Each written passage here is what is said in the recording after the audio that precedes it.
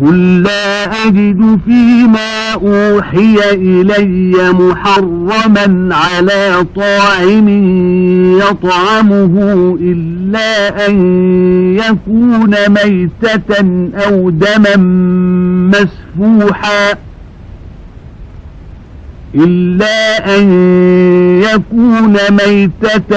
أو دما مسفوحا أو لحم خنزير فإنه رجس أو فسقا أهل لغير الله به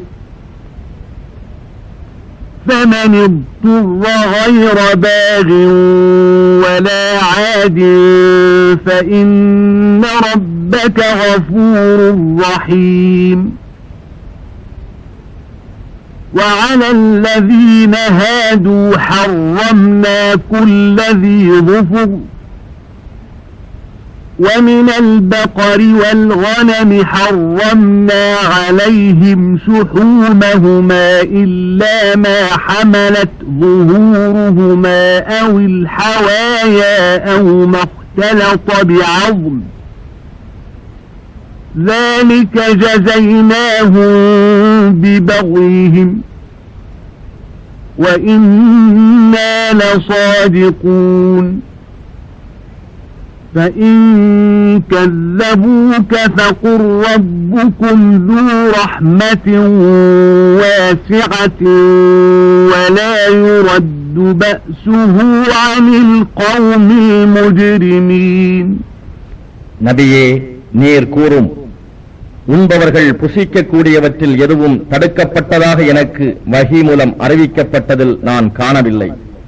தானாக இறந்த பிராணியாகவோ வடியும் இரத்தமாகவோ பன்றியின் மாமிசமாகவோ இருந்தால் அன்றி இவையெல்லாம் தடுக்கப்பட்டுள்ளன.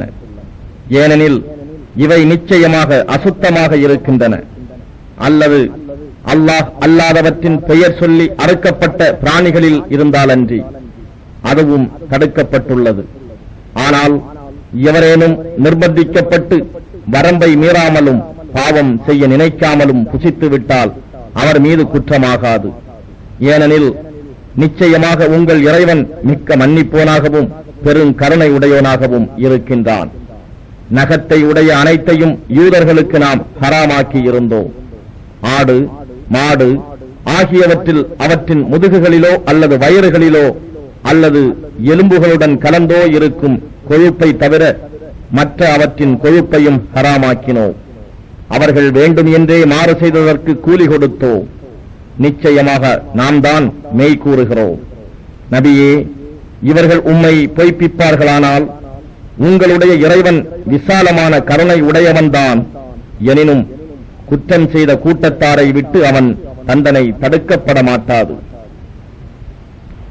سيقول الذين أشركوا لو شاء الله ما أشركنا ولا آباؤنا ولا حرمنا من شيء كذلك كذب الذين من قبلهم حتى ذاقوا بأسنا قل هل عندكم من علم فتخرجوه لنا إن تتبعون إلا الظن وإن أنتم إلا تخرصون قل فلله الحجة البالغة فلو شاء لهداكم أجمعين قل هلم شهداءكم الذين يشهدون أن الله حرم هذا فإن شهدوا فلا تشهد معهم ولا تتبع أهواء الذين كذبوا بآياتنا والذين لا يؤمنون بالآخرة وهم بربهم يعدلون அல்லாஹுவுக்கு இணை வைக்கும் முஷ்ரிக்குகள் அல்லாஹ் நாடியிருந்தால் நாங்களும் எங்கள் மூதாதையர்களும் இணை வைத்திருக்க மாட்டோம், நாங்கள் எந்த பொருளையும் எங்கள் விருப்பப்படி ஹராமாக்கி இருக்கவும் மாட்டோம் என்று கூறுவார்கள். இப்படித்தான் இவர்களுக்கு முன் இருந்தவர்களும் நமது தண்டனையை அனுபவிக்கும் வரை பொய்ப்பித்துக் கொண்டிருந்தார்கள். ஆகவே அவர்களை நோக்கி, இதற்கு உங்களிடம் ஏதாவது ஆதாரம் உண்டா? இருந்தால் அதை எமக்கு வெளிப்படுத்துங்கள். உங்களுடைய வீணான எண்ணங்களை தவிர வேறு எதையும் நீங்கள் பின்பற்றவில்லை. நீங்கள் பொய்வாதமே புரிகின்றீர்கள் என்று நபியே நீர் கூறும்.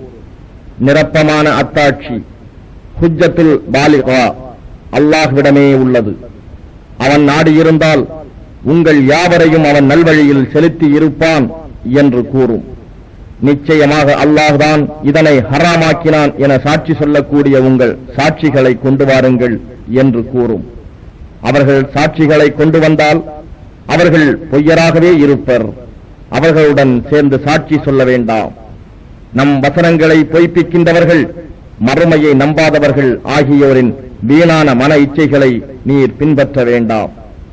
ஏனெனில் அவர்கள்தான் தங்கள் இறைவனுக்கு பல தெய்வங்களை இணையாக்குகின்றனர். قل تعالوا أتل ما حرم ربكم عليكم ألا تشركوا به شيئا وبالوالدين إحسانا ولا تقتلوا أولادكم من إملاق نحن نرزقكم وإياهم ولا تقربوا الفواحش ما ظهر منها وما بطن ولا تقتلوا النفس التي حرم الله إلا بالحق ذلكم وصاكم به لعلكم تعقلون ولا تقربوا مال اليتيم إلا بالتي هي أحسن حتى يبلغ أشده وأوفوا الكيل والميزان بالقسط لا نكلف نفسا إلا وسعها وإذا قلتم فاعدلوا ولو كان ذا قربى وبعهد الله أوفوا ذلكم وصاكم به لعلكم تذكرون وأن هذا صراطي مستقيما فاتبعوه ولا تتبعوا السبل فتفرق بكم عن سبيله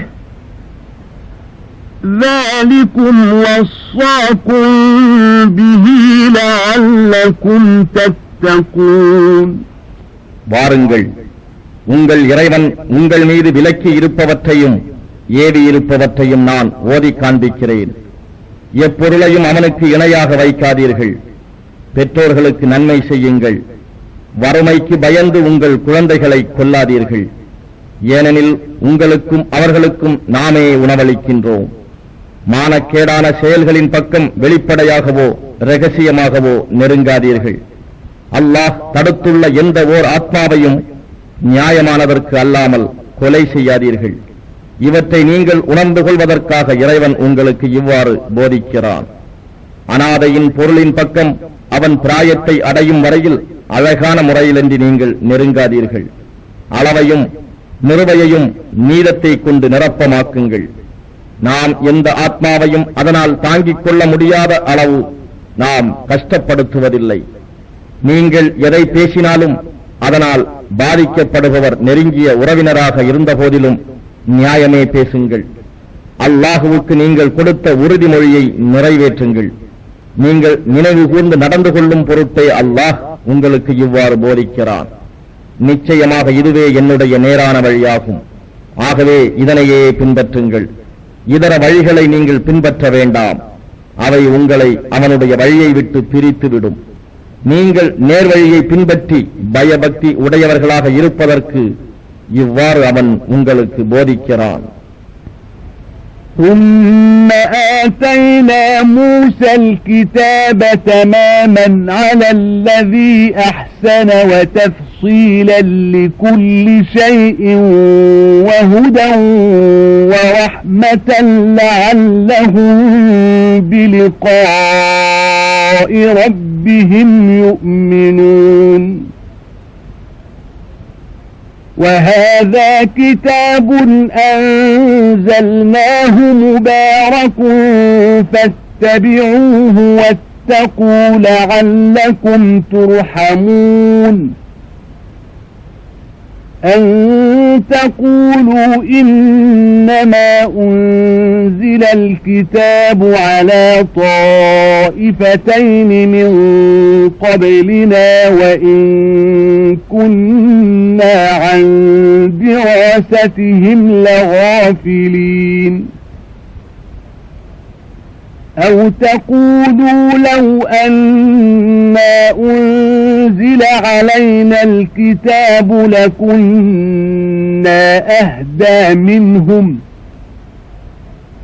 فقد جاءكم بينة من ربكم وهدى ورحمة فمن أظلم ممن كذب بآيات الله وصدف عنها سنجزي الذين يصدفون عن آياتنا سوء العذاب بما كانوا يصدفون هل ينظرون إلا أن تأتيهم الملائكة أو يأتي ربك أو يأتي بعض آيات ربك يوم يأتي بعض آيات ربك لا ينفع نفسا إيمانها لم تكن آمنت من قبل أو كسبت في إيمانها خيرا قل انتظروا إنا منتظرون. நன்மை செய்பவர்களின் மீது நமது அருளை பூர்த்தியாக்கும் பொருட்டு பின்னர் மூசாவுக்கு நாம் ஒரு வேதத்தை கொடுத்தோம். அதில் ஒவ்வொரு விஷயமும் தெளிவாக விவரிக்கப்பட்டுள்ளது. அது நேர்வழியாகவும் அருளாகவும் இருக்கிறது. அவர்கள் தங்கள் இறைவனை சந்திப்போம் என்று உறுதி கொள்ளும் பொருட்டே அதை கொடுத்தோம். மனிதர்களே, இதுவும் வேதமாகும். இதனை நாமே இறக்கி வைத்துள்ளோம். இது மிக்க பாக்கியம் வாய்ந்தது. ஆகவே இதனை பின்பற்றுங்கள். இன்னும் அவனை அஞ்சி பாவத்தை விட்டு விலகிக் கொள்ளுங்கள். நீங்கள் இறைவனால் கிருபை செய்யப்படுவீர்கள். இதற்கு முன்னர் இரு கூட்டத்தினர் மீது மட்டுமே வேதம் இறக்கப்பட்டது. ஆகவே நாங்கள் அதனை படிக்கவும் கேட்கவும் முடியாமல் பராமுகமாகிவிட்டோம் என்று நீங்கள் கூறாதிருக்கவும், அல்லது மெய்யாகவே எங்கள் மீது ஒரு வேதம் அருளப்பட்டிருந்தால் நிச்சயமாக நாங்கள் அவர்களை விட மிக்க நேர்மையாக நடந்திருப்போம் என்று நீங்கள் கூறாதிருக்கும் பொருட்டும் இவ்வேதத்தை அருளினோம். ஆகவே உங்களுடைய ரப்பிடம் இருந்து மிக தெளிவான வேதமும் அறிகுறியும் நேர்வழியும் அருளும் வந்துவிட்டது. எவன் ஒருவன் அல்லாஹுவின் வசனங்களை புறக்கணித்து அவற்றை விட்டு விலகிவிடுகின்றானோ அவனை விட அதிக அநியாயக்காரன் யார்? நம்முடைய வசனங்களை விட்டு விலகிக் கொள்கிறவர்களுக்கு அவர்கள் விலகிக் கொண்ட காரணத்தால் கொடிய வேதனையை கூலியாக கொடுப்போம். மலக்குகள் அவர்களிடம் நேரில் வருவதையோ, அல்லது இறைவனே அவர்களிடம் வருவதையோ, அல்லது இறைவனின் அத்தாட்சிகளில் சில வருவதையோ அன்றி வேறெதனையும் அவர்கள் எதிர்பார்க்கின்றனரா? உம்முடைய இறைவனின் அத்தாட்சிகளில் சில வரும் அந்நாளில் இதற்கு முன்னால் நம்பிக்கை கொள்ளாமலும் யாதொரு நன்மையையும் சம்பாதிக்காமலும் இருந்துவிட்டு அந்நாளில் அவர்கள் கொள்ளும் நம்பிக்கை எவ்வித பலனையும் அவர்களுக்கு அளிக்காது. ஆகவே அவர்களை நோக்கி, அந்த அத்தாட்சிகளை நீங்களும் எதிர்பாருங்கள், நாமும் எதிர்பார்க்கிறோம் என்று நபியே நீர் கூறும். إن الذين فرقوا دينهم وكانوا شيعا لست منهم في شيء إنما أمرهم إلى الله ثم ينبئهم بما كانوا يفعلون من جاء بالحسنة فله 10 أمثالها ومن جاء بالسيئة فلا يجزى إلا مثلها وهم لا يظلمون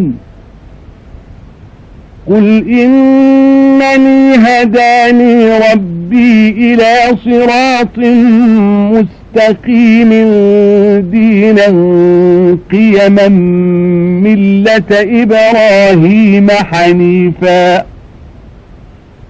وما كان من المشركين قل إن صلاتي ونسكي ومحياي ومماتي لله رب العالمين لا شريك له وبذلك أمرت وأنا أول المسلمين قل أغير الله أبغي ربا وهو رب كل شيء ولا تكسب كل نفس إلا عليها ولا تزر وازرة وزر أخرى ثم إلى ربكم مرجعكم فينبئكم بما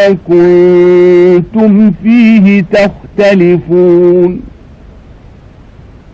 وهو الذي جعلكم خلائف الأرض ورفع بعضكم فوق بعض درجات ليبلوكم فيما آتاكم إن ربك سريع العقاب وإنه لغفور رحيم எவர்கள் தங்களுடைய மார்க்கத்தை தம் விருப்பப்படி பலவாறாக பிரித்து பல பிரிவினர்களாக பிரிந்து விட்டனரோ அவர்களுடன் நபியே உமக்கு எவ்வித சம்பந்தமும் இல்லை. அவர்களுடைய விஷயமெல்லாம் அல்லாஹ்விடம் உள்ளது. அவர்கள் செய்து கொண்டிருந்தவற்றை பற்றி முடிவில் அவனே அவர்களுக்கு அறிவிப்பான். எவர் ஒருவர் ஒரு நன்மையை செய்கிறாரோ அவருக்கு அதுபோல் 10 பங்கு நன்மை உண்டு. எவர் ஒருவர் ஒரு தீமையை செய்கிறாரோ அதை போன்ற அளவுடைய கூலியே கொடுக்கப்படுவார். அவர்கள் அநியாயம் செய்யப்படவும் மாட்டார்கள். நபியே நீர் கூறும், மெய்யாகவே என் இறைவன் எனக்கு நேரான பாதையின் பால் வழிகாட்டினான். அது மிக்க உறுதியான மார்க்கமாகும். இப்ராஹீமின் நேர்மையான மார்க்கமுமாகும். அவர் இணை வைப்பவர்களில் ஒருவராக இருக்கவில்லை. நீர் கூறும், மெய்யாக என்னுடைய தொழுகையும் என்னுடைய மற்ற வணக்கங்களும் என்னுடைய வாழ்வும் என்னுடைய மரணமும் எல்லாமே அகிலங்களின் இறைவனாகிய அல்லாஹுவுக்கே சொந்தமாகும். அவனுக்கு யாதோர் இணையும் இல்லை. இதை கொண்டே நான் ஏவப்பட்டுள்ளேன். அவனுக்கு வழிபட்டவர்களில் முஸ்லிம்களில் நான் முதன்மையானவன் என்றும் கூறும். அல்லாஹ்வை அன்றி மற்ற எவரையாவது நான் இறைவனாக எடுத்துக் கொள்வேனா? எல்லா பொருட்களுக்கும் அவனே இறைவனாக இருக்கின்றான். பாவம் செய்யும் ஒவ்வொரு ஆத்மாவும் தனக்கே கேட்டை தேடிக் கொள்கிறது. ஓர் ஆத்மாவின் பாவச் சுமையை மற்றோர் ஆத்மா சுமக்காது. பின்னர் நீங்கள் அனைவரும் உங்கள் இறைவன் பக்கமே திரும்பிச் செல்ல வேண்டியிருக்கிறது. அப்போது நீங்கள் பிணங்கி விவாதம் செய்து கொண்டிருந்தவை பற்றி அவன் உங்களுக்கு அறிவிப்பான் என்று நபியே நீர் கூறும். அவன்தான் உங்களை பூமியில் பிரதிநிதிகளாக ஆக்கினான். அவன் உங்களுக்கு கொடுத்துள்ளவற்றில் உங்களை சோதிப்பதற்காக உங்களில் சிலரை விட பதவிகளில் உயர்த்தினான். நிச்சயமாக உம் இறைவன் தண்டிப்பதில் விரைவானவன். மேலும் அவன் நிச்சயமாக மன்னிப்பவன், மிக்க கருணை உடையவன். பிஸ்மில்லாஹிர் ரஹ்மானிர் ரஹீம். அலிஃப் லாம் மீம் صاد كتاب أنزل إليك فلا يكن في صدرك حرج منه لتنذر به وذكرى للمؤمنين اتبعوا ما أنزل إليكم من ربكم ولا تتبعوا من دونه أولياء قليلا ما تذكرون وكم من قرية أهلكناها فجاءها بأسنا بياتا أو هم قائلون فما كان دعواهم إذ جاءهم بأسنا إلا أن قالوا إنا كنا ظالمين فلنسألن الذين أرسل إليهم ولنسألن المرسلين فلنقصن عليهم بعلم وما كنا غائبين والوزن يومئذ الحق فمن ثقلت موازينه فأولئك هم المفلحون ومن خفت موازينه فأولئك الذين خسروا أنفسهم بما كانوا بآياتنا يظلمون ولقد مكناكم في الأرض وجعلنا لكم فيها معايش قليلا ما تشكرون அளவற்ற அருளாளனும் நிகரற்ற அன்புடையவனுமாகிய அல்லாஹுவின் திருப்பெயரால் துவங்குகின்றேன். அலிஃப் லாம் மீம் சாத். நபியே, இது உம்மீது அருளப்பட்ட வேதம். எனவே இதை கொண்டு நீர் அச்சமூட்டி எச்சரிக்கை செய்யவும் மோமீன்களுக்கு நல்லுபதேசமாகவும் இதை நாம் அருளி உள்ளமையால் உன் நெஞ்சத்தில் எவ்வித தயக்கமும் நெருக்கடியும் வேண்டாம். மனிதர்களே, உங்கள் ரப்பிடம் இருந்து உங்களுக்கு இறக்கப்பட்டதை பின்பற்றுங்கள். அவனை அன்றி வேறெவரையும் பாதுகாவலர்களாக்கிக் கொண்டு அவர்களை பின்பற்றாதீர்கள். எனினும் இதன்படி நல்லுணர்வு பெறுவோர் உங்களில் வெகு சொற்பம். பாவிகள் வாழ்ந்து வந்த எத்தனையோ நகரங்களை நாம் அழித்திருக்கிறோம். நமது வேதனை அவர்களை திடீரென இரவிலோ அல்லது களைப்பாறுவதற்காக பகலில் தூங்கிக் கொண்டிருக்கும் போதோ வந்தடைந்தது. நமது வேதனை அவர்களுக்கு ஏற்பட்ட போது அவர்கள் நிச்சயமாக நாம் அநியாயக்காரர்களாக இருந்தோம் என்று சொன்னதை தவிர வேறொன்றும் கூறவில்லை. எனவே இதை பற்றி யாரிடம் நாம் நமது தூதை அனுப்பி வைத்தோமோ அவர்களை திடனாக விசாரணை செய்வோம். இன்னும் நம் தூதர்களையும் திடனாக விசாரிப்போம். ஆகவே பூரணமாக நாம் அறிந்திருக்கிறபடி அது சமயம் அவர்களிடம் சொல்லிக் காண்பிப்போம். அவர்கள் செய்ததை விட்டும் நிச்சயமாக நாம் மறைவாக இருக்கவில்லை. அன்றைய தினம் அவரவரின் நன்மை தீமைகளை எடை போடுவது உறுதி. அப்போது யாருடைய நன்மையின் எடை கனத்ததோ அவர்கள்தாம் வெற்றியாளர்கள். யாருடைய நன்மையின் எடை குறைந்து லேசாக இருக்கின்றதோ அவர்கள் நம் வசனங்களுக்கு மாறு செய்த காரணத்தால் அவர்கள் தமக்கு தாமே நஷ்டம் விளைவித்துக் கொண்டவர்கள் ஆவார்கள். மனிதர்களே, நிச்சயமாக நாம் உங்களை பூமியில் அதிகாரத்துடன் வசிக்கச் செய்தோம். அதில் உங்களுக்கு வாழ்க்கை வசதிகளையும் ஆக்கித் தந்தோம். எனினும் நீங்கள் நன்றி செலுத்துவதோ மிகவும் சொற்பமே ஆகும். وَلَقَدْ خَلَقْنَاكُمْ ثُمَّ صَوَّرْنَاكُمْ ثُمَّ قُلْنَا لِلْمَلَائِكَةِ اسْجُدُوا لِآدَمَ فَسَجَدُوا إِلَّا إِبْلِيسَ لَمْ يَكُنْ مِنَ السَّاجِدِينَ قال ما منعك ألا تسجد إذ أمرتك قال أنا خير منه خلقتني من نار وخلقته من طين قال فاهبط منها فما يكون لك أن تتكبر فيها فاخرج إنك من الصاغرين قال أنظرني إلى يوم يبعثون قال إنك من المنظرين قال فبما أغويتني لأقعدن لهم صراطك المستقيم ثم لآتينهم من بين أيديهم ومن خلفهم وعن أيمانهم وعن شمائلهم ولا تجد أكثرهم شاكرين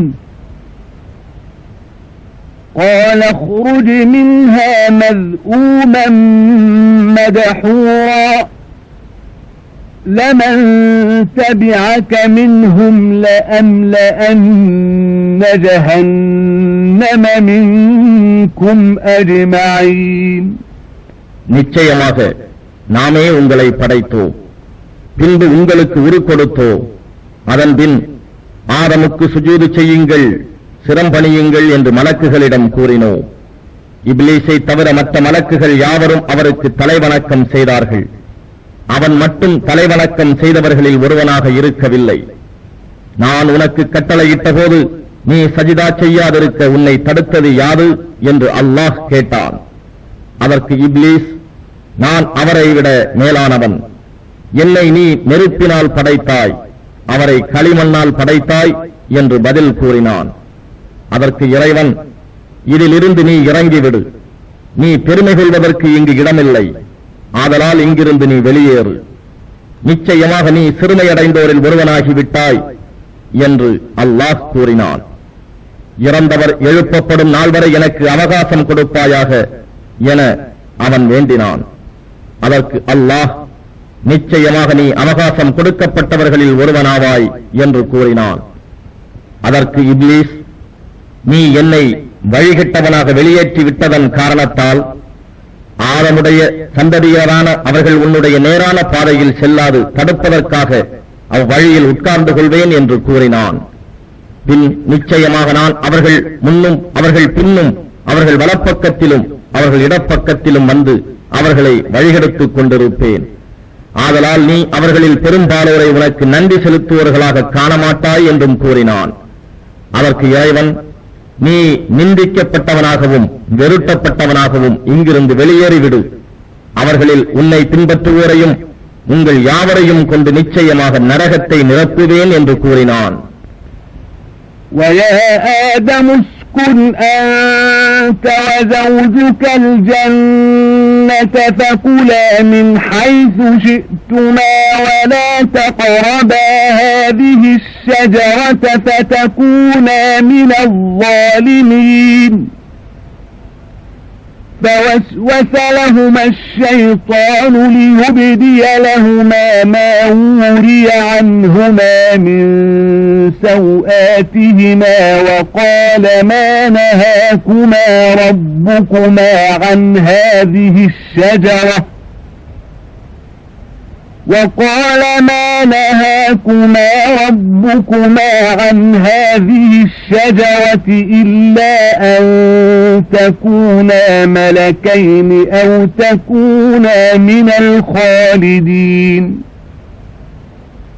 وقاسمهما إني لكما لمن الناصحين فدلاهما بغرور فلما ذاقا الشجرة بدت لهما سوآتهما وطفقا يخصفان عليهما من ورق الجنة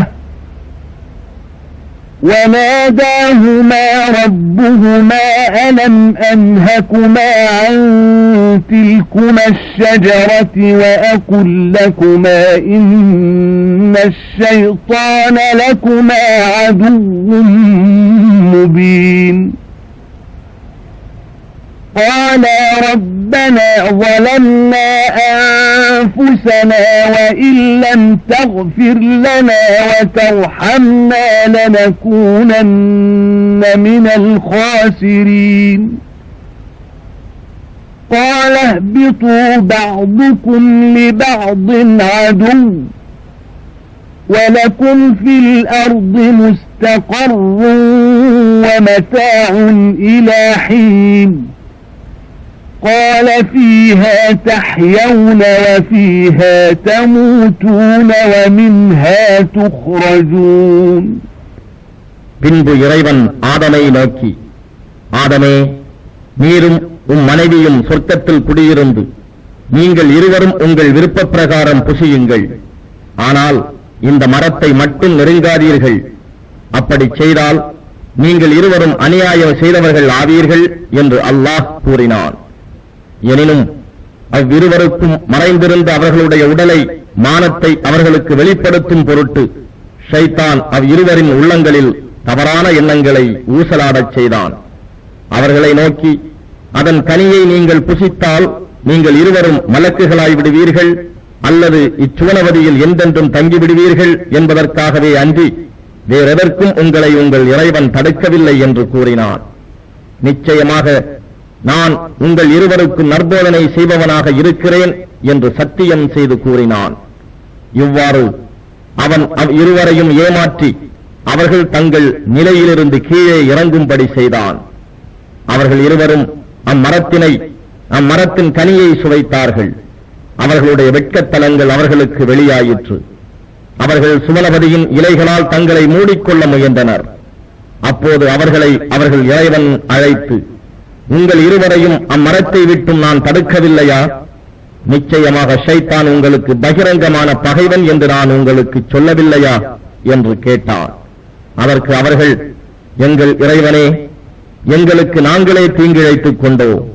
நீ எங்களை மன்னித்து கிருபை செய்யாவிட்டால் நிச்சயமாக நாங்கள் நஷ்டமடைந்தவர்களாகி விடுவோம் என்று கூறினார்கள். அதற்கு இறைவன், இதிலிருந்து நீங்கள் வெளியேறி விடுங்கள். உங்களில் ஒருவர் மற்றவருக்கு பகைவராயிருப்பீர்கள். உங்களுக்கு பூமியில்தான் தங்குமிடம் இருக்கிறது. அதில் ஒரு குறிப்பிட்ட காலம் வரை நீங்கள் சுகம் அனுபவிக்கலாம் என்று கூறினான். அங்கேயே நீங்கள் வாழ்ந்திருப்பீர்கள், அங்கேயே நீங்கள் மரணமடைவீர்கள். இறுதியாக நீங்கள் அங்கிருந்தே எழுப்பப்படுவீர்கள் என்றும் கூறினான். يا بني آدم قد أنزلنا عليكم لباسا يواري سوآتكم وريشا ولباس التقوى ذلك خير ذلك من آيات الله لعلهم يذكرون. يا بني آدم لا يفتننكم الشيطان كما أخرج أبويكم من الجنة ينزع عنهما لباسهما ليريهما سوآتهما إنه يراكم هو وقبيله من حيث لا ترونهم إنا جعلنا الشياطين أولياء للذين لا يؤمنون وإذا فعلوا فاحشة قالوا وجدنا عليها آباءنا والله أمرنا بها قل إن الله لا يأمر بالفحشاء أتقولون على الله ما لا تعلمون قل أمر ربي بالقسط وأقيموا وجوهكم عند كل مسجد وادعوه مخلصين له الدين كما بدأكم تعودون فريقا هدى وفريقا حق عليهم الضلالة إنهم اتخذوا الشياطين أولياء من دون الله ويحسبون أنهم مهتدون ஆதமுடைய மக்களே, மெய்யாகவே நாம் உங்களுக்கு உங்களுடைய மானத்தை மறைக்கவும் உங்களுக்கு அலங்காரமாகவும் ஆடையை அளித்துள்ளோம். ஆயினும் தக்வா பயபக்தி எனும் ஆடையே அதைவிட மேலானது. இது அல்லாஹ்வுடைய அருளின் அடையாளங்களில் ஒன்றாக உள்ளதாகும். இதை கொண்டு நல்லுணர்வு பெறுவார்களாக. ஆதமுடைய மக்களே, ஷைத்தான் உங்கள் பெற்றோர் இருவரையும் அவர்களுடைய மானத்தை அவர்கள் பார்க்குமாறு அவர்களுடைய ஆடையை அவர்களை விட்டும் களைந்து சுவனபதியை விட்டு வெளியேற்றியது போல அவன் உங்களை ஏமாற்றி சோதனைக்குள்ளாக்க வேண்டாம். நிச்சயமாக அவனும் அவன் கூட்டத்தாரும் உங்களை கவனித்துக் கொண்டிருக்கிறார்கள். நீங்கள் அவர்களை பார்க்க முடியாதவாறு. மெய்யாகவே நாம் ஷைத்தான்களை நம்பிக்கை இல்லாதவரின் நண்பர்களாக்கி இருக்கிறோம். நம்பிக்கை இல்லாத அவர்கள் ஒரு மானக்கேடான காரியத்தை செய்துவிட்டால் இம்மாதிரியே எங்கள் மூதாதையர்கள் செய்ய கண்டோம், இன்னும் அல்லாஹ் எங்களை அதை கொண்டே ஏவினான் என்று சொல்கிறார்கள். அப்படி அல்ல. நிச்சயமாக அல்லாஹ் மானக்கேடான செயல்களை செய்ய கட்டளையிடவில்லை. நீங்கள் அறியாததை அல்லாஹுவின் மீது பொய்யாக கூறுகிறீர்களா என்று நபியே நீர் கேட்பீராக. என் இறைவன் நீரத்தை கொண்டே ஏவியுள்ளான்.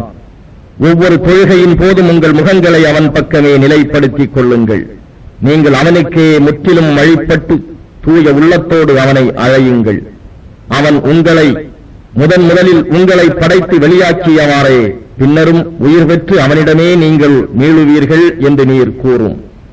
ஒரு கூட்டத்தாரை அவன் நேர்வழியில் ஆக்கினான், இன்னொரு கூட்டத்தாருக்கு வழிகேடு உறுதியாகிவிட்டது.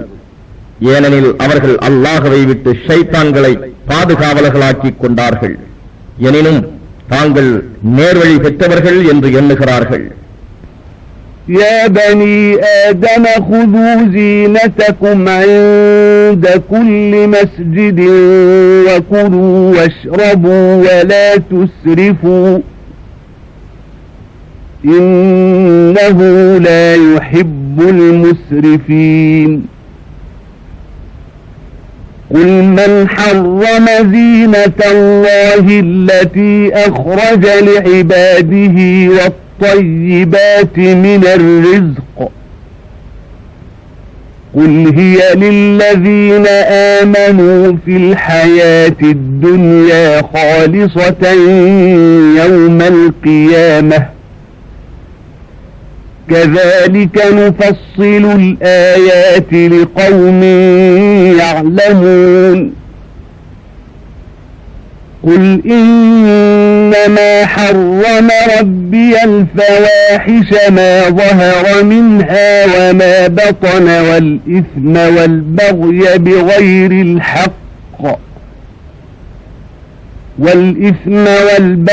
بغير الحق وأن تشركوا بالله ما لم ينزل به سلطانا وأن تقولوا على الله ما لا تعلمون ولكل أمة أجل فإذا جاء أجلهم لا يستأخرون ساعة ولا يستقدمون ஆதமுடைய மக்களே, ஒவ்வொரு மஸ்ஜிதிலும் தொழுங்காலம் உங்களை ஆடைகளால் அழகாக்கிக் கொள்ளுங்கள். உள்ளுங்கள், பருகுங்கள், எனினும் வீண் விரயம் செய்யாதீர்கள். ஏனெனில் அல்லாஹ் அளவு கடந்து வீண் விரயம் செய்பவர்களை நேசிப்பதில்லை. நபியே, நீர் கேட்பீராக, அல்லாஹ் தன் அடியார்களுக்காக வெளிப்படுத்தியுள்ள ஆடை அழகையும் உணவு வகைகளில் தூய்மையானவற்றையும் தடுத்தது யார்? இன்னும் கூறும், அவை இவ்வுலக வாழ்க்கையில் நம்பிக்கையாளர்களுக்கு அனுமதிக்கப்பட்டவையே, எனினும் மறுமையில் அவர்களுக்கு மட்டுமே சொந்தமானவையாகவும் இருக்கும். இவ்வாறு நாம் நம் வசனங்களை அறியக்கூடிய மக்களுக்கு விவரிக்கின்றோம். என் இறைவன் ஹராம் என தடுத்திருப்பவையெல்லாம் வெளிப்படையான அல்லது அந்தரங்கமான மானக்கேடான செயல்கள், பாவங்கள், நியாயம் இன்றி ஒருவருக்கொருவர் கொடுமை செய்வது, ஆதாரமில்லாமல் இருக்கும் போதே நீங்கள் அல்லாஹுவுக்கு இணை கற்பித்தல், நீங்கள் அறியாதவற்றை அல்லாஹுவின் மீது பொய்யாக கூறுவது ஆகிய இவையே என்று நபியே நீர் கூறுவீராக. ஒவ்வொரு கூட்டத்தாருக்கும் வாழ்வுக்கும் வீழ்வுக்கும் ஒரு காலக்கெடு உண்டு. அவர்களுடைய கெடு வந்துவிட்டால் அவர்கள் ஒரு கணப்பொழுதேனும் பிந்தவும் மாட்டார்கள், முந்தவும் மாட்டார்கள். يا بني آدم إما يأتينكم رسل منكم يقصون عليكم آياتي فمن اتقى وأصلح فلا خوف عليهم ولا هم يحزنون والذين كذبوا بآياتنا واستكبروا عنها أولئك أصحاب النار هم فيها خالدون فمن أظلم ممن افترى على الله كذبا أو كذب بآياته أولئك ينالهم نصيبهم من الكتاب حتى إذا جاءتهم رسلنا يتوفونهم قالوا أين ما كنتم تدعون من دون الله قالوا ضلوا عنا وشهدوا على أنفسهم أنهم كانوا كافرين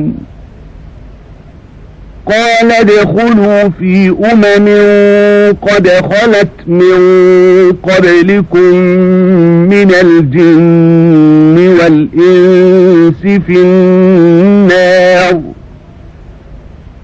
كلما دخلت أمة لعنت أختها حتى إذا اداركوا فيها جميعا قالت أخراهم لأولاهم ربنا هؤلاء أضلونا فآتهم عذابا ضعفا من النار قال لكل ضعف ولكن لا تعلمون وقالت أولاهم لأخراهم فما كان لكم علينا من فضل فذوقوا العذاب بما كنتم تكسبون ஆதமுடைய மக்களே, உங்களில் இருந்தே நம் தூதர்கள் வந்து என் வசனங்களை உங்களுக்கு விளக்கினால், அப்போது எவர்கள் பயபக்தி கொண்டு தம் வாழ்க்கையில் திருந்திக் கொண்டார்களோ அவர்களுக்கு அச்சமும் இல்லை, அவர்கள் துக்கப்படவும் மாட்டார்கள். ஆனால் எவர் நம் வசனங்களை பொய்ப்பித்து அவற்றை புறக்கணித்து பெருமையடித்தார்களோ அவர்கள் நரகவாதிகளே ஆவார்கள். அதில் அவர்கள் என்றென்றும் தங்கிவிடுவார்கள். எவன் அல்லாஹுவுக்கு எதிராக பொய் கற்பனை செய்து அவனுடைய வசனங்களையும் நிராகரிக்கிறானோ அவனை விட அநியாயக்காரர் யார்? எனினும் அத்தகையவர்களுக்கு அவர்களுக்கு விதிக்கப்பட்ட உணவுகளிலிருந்து உள்ள பங்கு இவ்வுலகில் கிடைத்துக் கொண்டே இருக்கும். நம்முடைய வான தூதர்கள் அவர்களிடம் வந்து அவர்களுடைய உயிர்களை கைப்பற்றும் போது அவ்வான தூதர்கள், அல்லாஹ்வை விட்டு எவர்களை அழைத்துக் கொண்டு இருந்தீர்களோ அவர்கள் எங்கே என கேட்பார்கள். அதற்கு அவர்கள் எங்களை விட்டு காணாமல் மறைந்து போய்விட்டார்கள் என்று கூறி, மெய்யாகவே தாம் நிராகரிப்பவர்களாக இருந்ததாக தங்களுக்கு எதிராகவே அவர்கள் சாட்சி கூறுவார்கள். அல்லாஹ் கூறுவான், ஜின்கள் மனிதர்கள் கூட்டத்தார்களிலிருந்து உங்களுக்கு முன் சென்றவர்களும் நீங்களும் நரக நெருப்பில் நுழையுங்கள். ஒவ்வொரு கூட்டத்தாரும் நரகத்தில் நுழையும் போதெல்லாம் தங்களுக்கு முன் அங்கு வந்துள்ள தம் இனத்தாரை சபிப்பார்கள். அவர்கள் யாவரும் நரகத்தை அடைந்துவிட்ட பின்னர் பின் வந்தவர்கள் முன் வந்தவர்களை பற்றி, எங்கள் இறைவனே, இவர்கள்தான் எங்களை வழிகெடுத்தார்கள், ஆதலால் இவர்களுக்கு நரகத்தில் 2 மடங்கு வேதனையை கொடு என்று சொல்லுவார்கள். அவன் கூறுவான், உங்களில் ஒவ்வொருவருக்கும் இரட்டிப்பு வேதனை உண்டு, ஆனால் நீங்கள் அதை அறிய மாட்டீர்கள். அவர்களில் முன் வந்தவர்கள் பின் வந்தவர்களை நோக்கி, எங்களை விட உங்களுக்கு யாரொரு மேன்மையும் கிடையாது, ஆதலால் நீங்களாகவே சம்பாதித்துக் கொண்ட தீவினையின் காரணமாக நீங்களும் 2 மடங்கு வேதனையை அனுபவியுங்கள் என்று கூறுவார்கள்.